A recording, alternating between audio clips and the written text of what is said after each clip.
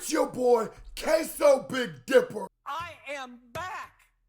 What it do, baby? And today, we are reacting to Selfish by Santan Dave off the Boy Who Played the Harp. This is track 6, and we are chugging along down the album. I did the whole joint, and like I promised you, we're getting a song-by-song, bar-for-bar breakdown. Now, with that being said, I need y'all to hit that thumbs up button. Get this video on the algorithm. It's got a 6,000 thumbs up goal, even though it really wants to put that painting in focus. Matter of fact, y'all want to see the painting real quick?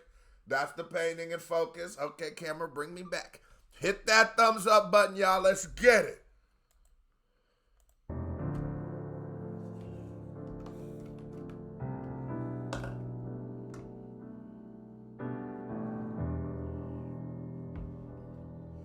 Six for 6 so far. 6 for 6. Or 5 for 5. What if I'm selfish? What if I'm the reason behind it? What if I'm overprotected with family because of how mine is? What if I'm jealous? Maybe that's what's making me nervous. What if my effort of pulling you closer, pushing you further? What if I'm selfish? What if the reason they call me the greatest? And remember this, all of this is an, goddamn, leave that bitch alone. Remember, all of this is an allegory for his relationship with music. So maybe he's selfish. Maybe it's the traumas he's went through in life that makes him feel like he's not quite good enough, or it's not meant for him. Or maybe it's just his selfishness. And there is that parallel, like when you start getting in a relationship, like I come from a family that we have like barbershop discussions about everything. I mean, like you could probably tell. So, nigga, Thanksgiving dinner for us is a heated debate session, right?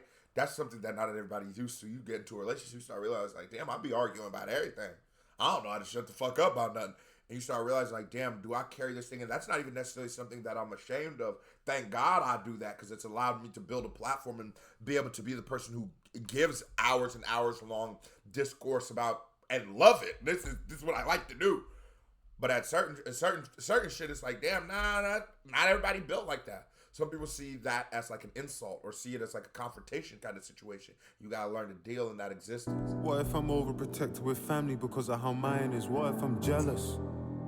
Maybe that's what's making me nervous.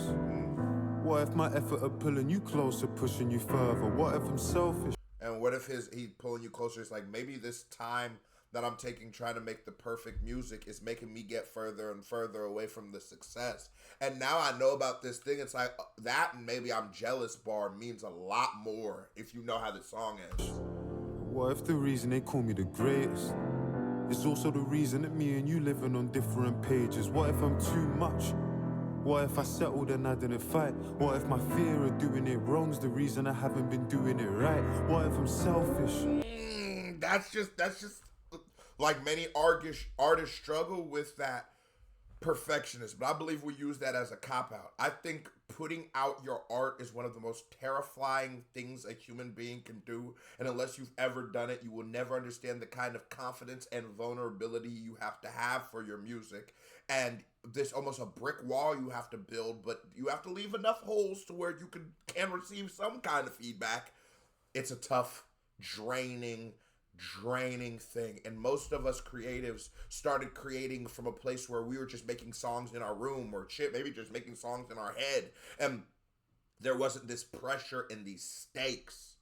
And as much as I be here like Dave, you to me are almost like the perfect artist. I doubt he thinks that shit.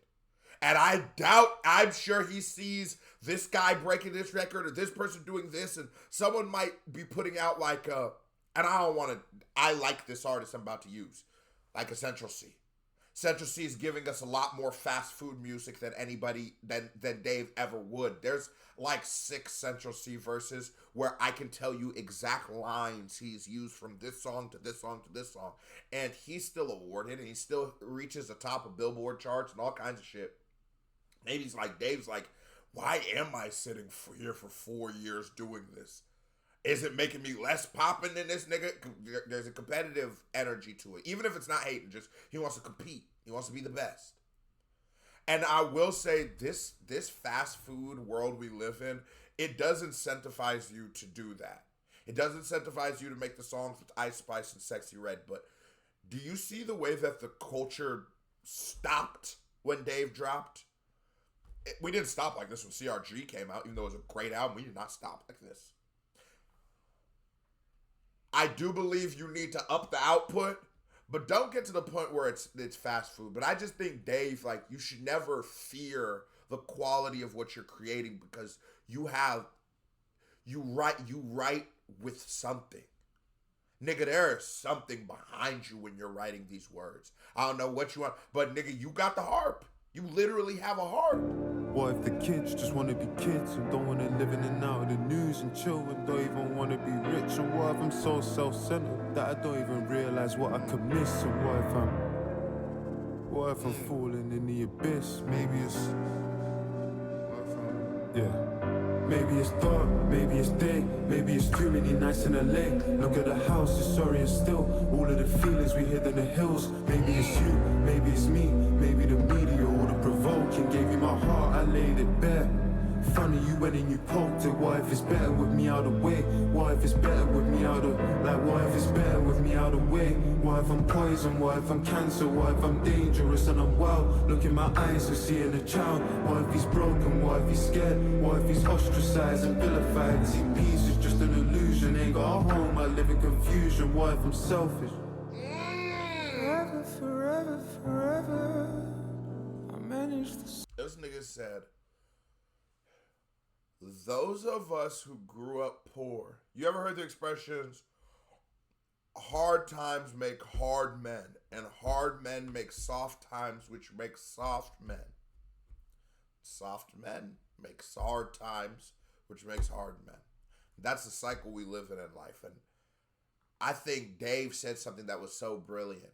Everything he is sacrificing, all of this touring and missing out on moments that he could spend with his family. Let's say he has kids and he misses birthdays and holidays and cheer team and all that shit and soccer games. He misses all of that.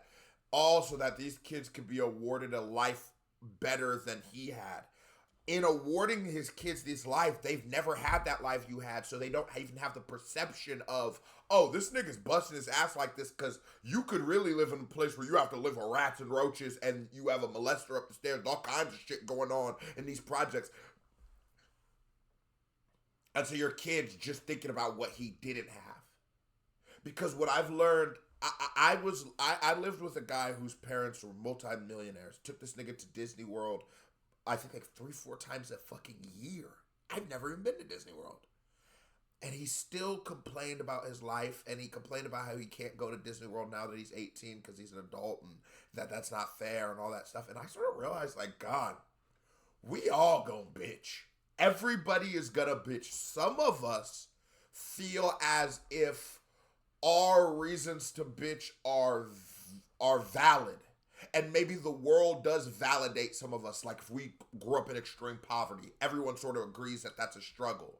But when we look at like a 50 Cent song, we don't like, what do you mean? How could you have had a hard life with tens of thousands? But it's a mentality thing. It's just a perception thing. It's just a perception thing. And I think that's why to these people, these circumstances are the same level of dire. And Dave's like, damn. My dad, my kid might look at me like the way I look at my dad for not being there because I wasn't literally there, but I wasn't there to make sure that he could have whatever he wanted, and maybe my dad just wasn't there. Not my dad was at the crib, but you understand what I'm saying? Forever. You can love how you want. I know to give us no loss. But can you settle for a second? Let go of your idea of heaven. I know it's a lot, but it might be all that I've got. I wanna throw myself in, snap off the mind. Is this James Blake, nigga? Who is in here pouring their soul out on this motherfucker? I gotta give him, who is this unselfish? James Blake? Is James Blake a white guy? Who is this James Blake nigga? I thought he was a white boy. Yeah, it's this nigga. Godspeed. Both sides of the smile. Okay. Okay. I don't know any of his songs except for the other one, Both Sides of a Smile. Oh, okay. I didn't know. He's a frequent collaborator of Dave's. Drop me some. Is there any songs by Dave Blake I need to just listen to on my own that are sort of go? Because the nigga can sing. On a clown that sings and a love that lasts. I wanna skate away, go with you. I wanna skate away, go with you to the carriage. I wanna give you my life, or at least something to cherish. But what if I'm selfish? I've done a lot of things I regret, like announcing I'll split on a text. Don't know why, but I still buy gifts for my ex. Watching her stories to see if she checks. I'm a mess, I don't know if my head's in a game. She told me don't mention her name, I'm suggesting the same. I'ma get through the pain, wanna see the sunshine, gotta get through the rain. Bag full of trauma, I left on the train. I'm ashamed for the days that I said that I changed. I'm a cheat, sat in a therapist chair crying like a baby in the middle of a Harley street. Like I'm fighting a sickness that I can't beat, I'm this low. And then I go mad, reflection telling me I'm just like my dad. And this white woman telling me it ain't so bad. Middle of my sentence. And that be that one thing about, like, they talk about, like, cross racial therapy is a real thing. A nigga been to therapy. And it do be sometimes you be looking at this like, man, this white bitch don't know what the fuck I'm going through. She don't know what the fuck. Bitch could be saying some real shit. You looking at her like, man, shut the fuck up.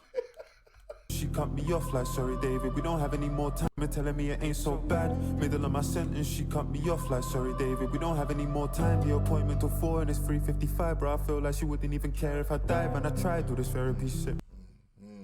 And I, as a nigga been to therapy, sometimes you will be in here giving your heart out, and they try to not make it obvious, but it's like, you're not stupid, nigga. So it's 3:55. You start noticing, like, this guy's been moving a lot more than he usually does. You look at your phone, it's 3:58. Now this nigga, nah, you started moving, bitch. And I tried all this therapy shit, bro. I know, wouldn't even say I'm depressed, but I'm low in the Grove, the casino and Edgware Road. I've got too many sins to atone, and a voice in my head like, at this point where you should have been rich, like, at this point where you should have had kids, like, at this point should have built you a life, like, look around you, don't you feel you're behind, like, look around you, don't you feel you're behind, like, look around you, don't you feel like. And that's real, man. The expectations of life, nigga. Nobody feels like they're doing good enough. I know niggas who make millions who feel like they should be doing bigger and better. I know niggas who make nothing who feel like they should be big. It'll never be good enough. It'll never be good enough for us. What if I never find love? Don't know if it's scarier, the four of us two together or being alone. I'm so used to being alone. What if I'm somebody nobody wants? What if I'm damaged, or what if I waited too long and I'm old on me? What if I'm cold on me? What if I cut off the hand that I hold on me? What if I'm rapidly spiraling, tired and jaded? That'd be that real shit as a young man. You'd be like, damn, what if one of these hoes that I did wrong, what if one of these girls that I was just immature with and broke heart was actually supposed to be the love of my life, and I just missed that opportunity because I was so selfish. What if I'm faded, or what if anxiety's growing inside me that I might have left all my besties behind me? Or what if I'm scared as I touch 27 that you don't appear in my idea of heaven? Or what if I'm selfish?